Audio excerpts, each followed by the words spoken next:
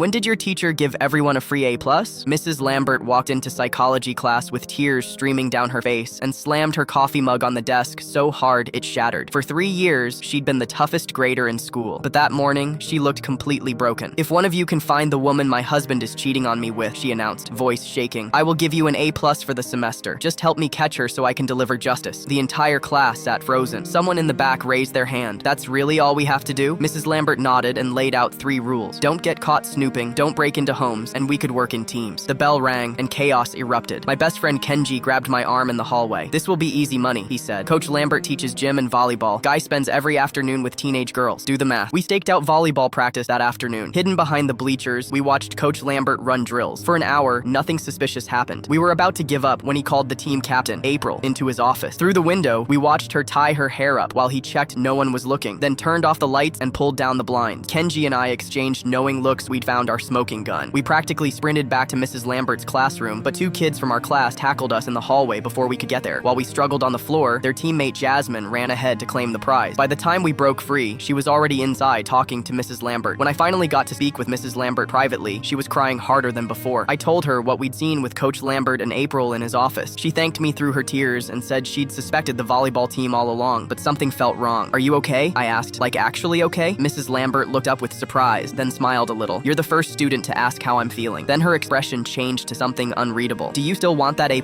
She explained that since I was the only student who showed concern, she wanted to give me a choice. I could take the A+, but she'd tell everyone I ruined the challenge. Or I could fail, but everyone else would get an A+.